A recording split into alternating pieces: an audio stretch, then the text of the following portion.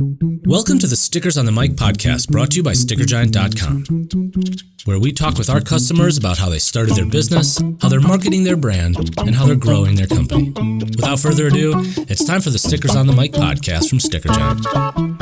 Let's get on with the show. Hey everybody, welcome back to Stickers on the Mic. Thank you for joining us. It's Andrew here once again, and I am very excited to be dialing in Tiphanie Anirah from Pocatello, Idaho, and CreeAnna's LLC. Thank you, Tiphanie, for joining us. Yeah, you're welcome. Thank you for having me. So obviously you ordered some stuff from us, and that's how I connected with you, of course, and just found you via our various channels, and wanted to learn more about what you're doing and what you're trying to do these days, and get a little bit of your backstory of how this business came to be. And again, thank you for your time. Yeah, thank you so much. So what made you want to start CreeAnna's LLC, and what does that name mean, and what does it mean to you, and what does it mean to your customers, Yeah, so what I wanted to do to start it, to be completely honest, I wasn't the biggest fan of my job that I had. So I actually graduated in health education here in town, and I wasn't finding a job. So I'm like, okay, so I have to leave the job I'm currently in. So what do? Maybe I'll start up a business. And so it was actually my friend's idea, because I love to bake, and he would always say, oh, you should start selling these. You should really consider starting up a business. And I'm like, no, that's all right. But I just started because I'm like, oh, well, I really want to leave this job, so why not just give it a shot? And I started, and people really started liking it and ordering. So I was like, well, this might work. And I actually started in the pandemic in 2020. So I'm like, if people are willing to buy from me in my home at the time anyway, during a pandemic, I'm like, why not start it up? It might work. So and keep going. Yep. And CreeAnna's LLC, the name is actually my middle name. It's CreeAnna. Nice. There you go. Mm-hmm. That makes perfect sense. So that means a lot to your customers. It's you. So you had to figure out what people liked, number one, like what they were willing to buy from you, and then, create a way for them to buy it. Walk me through a little bit about figuring out your menu, I suppose. You have it all on your site, CreeAnna'sLLC.com. And how did this, what kind of model did you have between local and shipping and all that stuff? How the different various aspects of selling your product? Yeah. So I just had people would just order through my website, and then I would just say, okay, I would schedule a pickup time, and then them just come pick it up. Nice. That's really it. And then I started to ship. So that's been a lot of fun. They used to just come to my home when I just first started, but I got so big that I don't bake at my home anymore. That's cool. Yeah. So I'm definitely getting bigger. Even when I was at my home, I'm like, oh, I need a bigger kitchen. So I moved there. So, but yeah, so as far as people ordering and everything, that's how I did it and how I still do it. Interesting. So you spend some time figuring out the stuff that you want to sell. But you said you've already started growing and growing other parts of your business. How's that come to be for you? Yeah. So when I started, I was thinking okay, so what can I sell? What do people like? Right. And a lot of businesses around town were popping up that were cookie businesses and soda businesses. And I'm like, okay, so people are liking the big cookies, so maybe I can start that. Right. And also one of the things that I really like to make are African meat pies. That was the big seller. Oh, nice. The African meat pies. That's what people really, really wanted. So I started selling that. And then I ventured out into farmers markets. And I would sell out in an hour and a half, 2 hours. And I would bring a lot of meat pies, over 100 meat pies. Oh, wow. So, yeah. So people would really enjoy that. So that's my big seller. So then there's like, when you go like on, for instance, like your website and your Instagram, like you're clearly like stocking them in various locations locally, right? Like the Idaho Coffee Company, the College Market, you said Farmers Market already. Like how you're finding places people are kind of buying from you to sell to their customers. Correct. Yeah. Basically everything except the African meat pies. I'm the one that only sells those. Oh, So nice. yeah, yeah. Well, I mean, and then do you like stock them up with other anything they want? I Oh guess. yeah. Yeah, yeah. So you're crushing it in Pocatello, basically. I'm trying. I'm trying. Yeah. I'm That's awesome. trying. Yeah, yeah. Especially like I said with the African dishes. That's because a lot of people like uh food from, like cultural food. So and I'm just really happy to provide that for Pocatello. So Yeah, like the sugar bread and various other things that after a while, pizza and burgers get a little stale. I love pizza and burgers. Don't get me wrong, but like yeah, yeah, there's for so many sure. amazing foods out there. So what is really like your secret to you can't share your secret, but the African sugar bread, like that, obviously, like bread is just such an amazing thing. The meat pies make a It's, lot of sense because they're so hearty, clearly, but the sugar bread seems like a very sort of unique staple.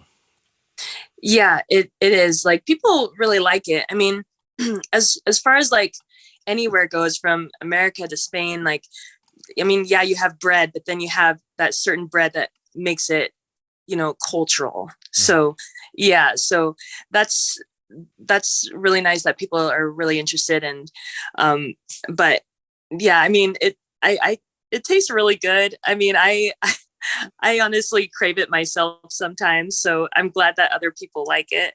Right. Right. Um, and when do you see, other than just trying to keep a steady stream of business, do you find yourself with the kind of work that you're doing tied to those sort of seasonal trends and whatnot, especially like you're a food, business when people get together right around whether it's holidays of any kind, all around the year, there's a holiday of some kind that involves people getting together. Do you see yourself trying to respond to those or be prepared to those seasonal swings? Oh yeah, definitely.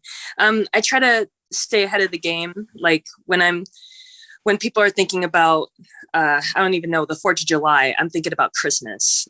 Right. Like, yeah, like, yeah, That's it's like, wild. okay, what am I going to provide for that? So I'm really trying to stay ahead of the game. Uh, it's actually a really good challenge for me because personally, I'm just like for now, like in the now kind of person when it Mm, comes to holidays. Like I'm right. one holiday at a time person, Yeah. like yeah. So it's a little challenging for me as a business to be thinking of the next holiday, like the next 2 holidays, when I'm in the current one. Right.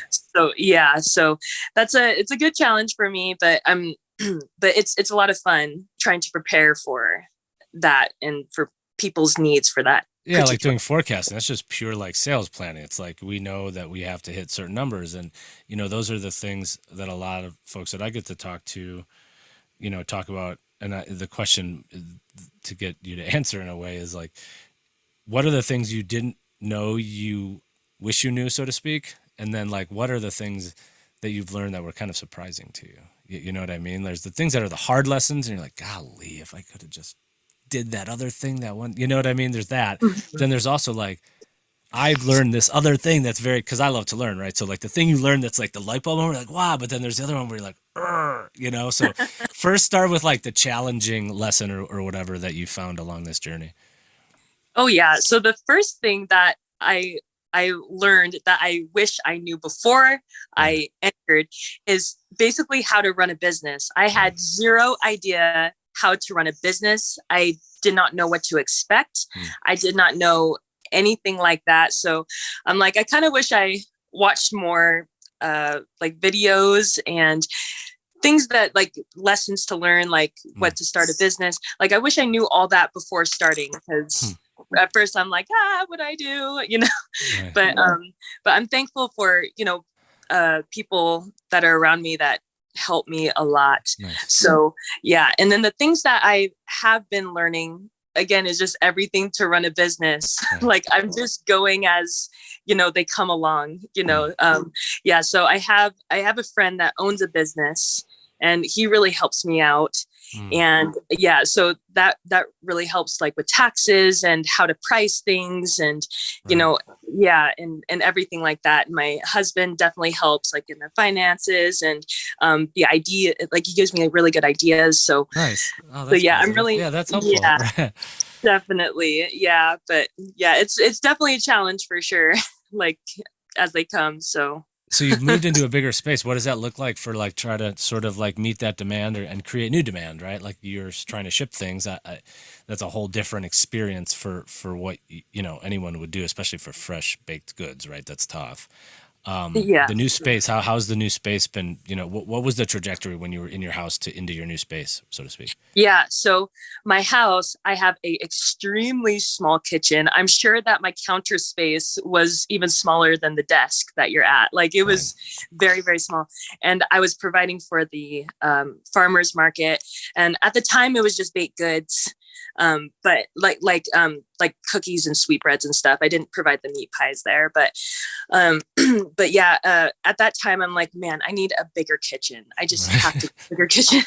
Like I just have to. So, long story short, I got in a commercialized kitchen, and so that I'm like, how did I even bake all this stuff on this little counter that I had at home? There's How one of did those I light bulb even? moments right there. Yeah, that's what I mean. That's fun. Yeah, where you can Yeah, reflect on the process and you're like, yeah, like that.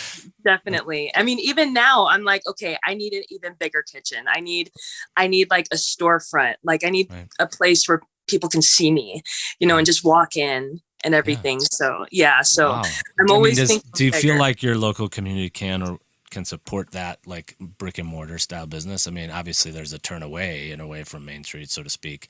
Uh, just with the way things are going, a lot of people are actually either finding different spaces or like doing things at home or doing things online, and so that is a tough balance to strike, right?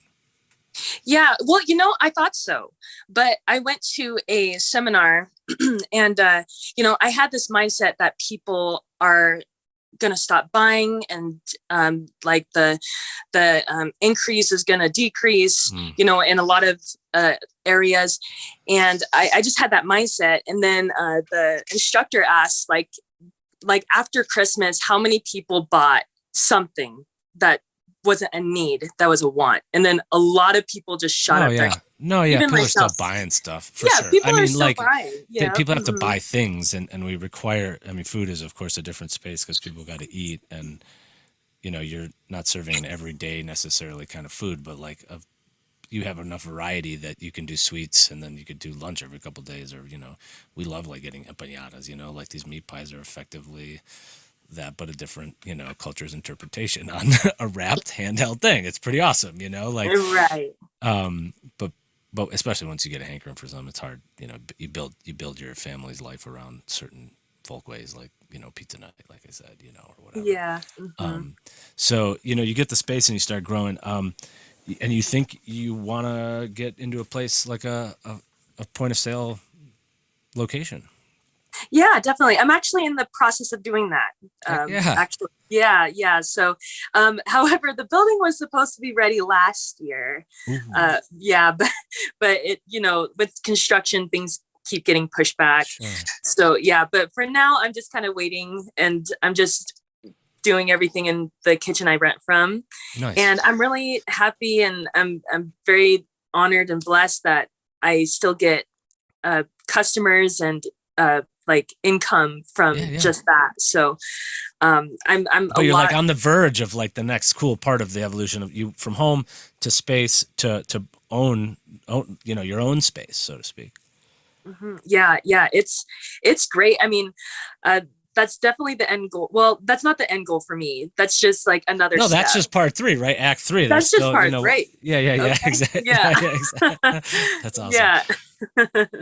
Well, we certainly appreciate, what you're trying to do there, and for everybody, I suppose, right? And thank you for, shouting us out and finding us online too, and we really appreciate that.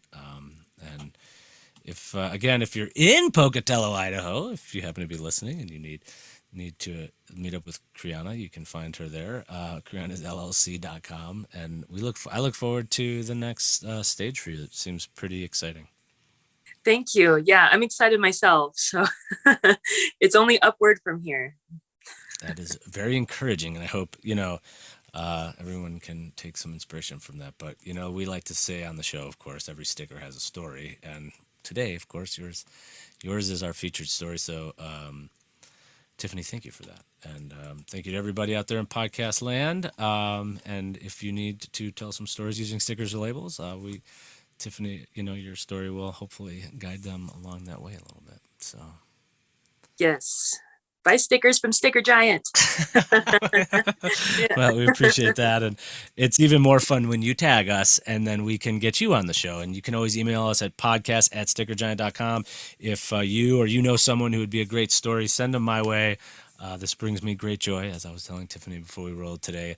And it is my pleasure always to be Andrew at Stickers on the Mic. And enjoy February, everybody. We're on the precipice of February. It is January 31st, and thank you for helping wrap up the month with us this month, Tiphanie, and we look forward to sharing your story and everyone checking you out. So take care. Thank you. You too. Thank you. That wraps up this episode of Stickers on the Mic, brought to you by StickerGiant.com. You can download us on Spotify, iTunes, Google Play, SoundCloud, or your favorite podcatcher. Thanks again for listening to Stickers on the Mic. We'll see you next time.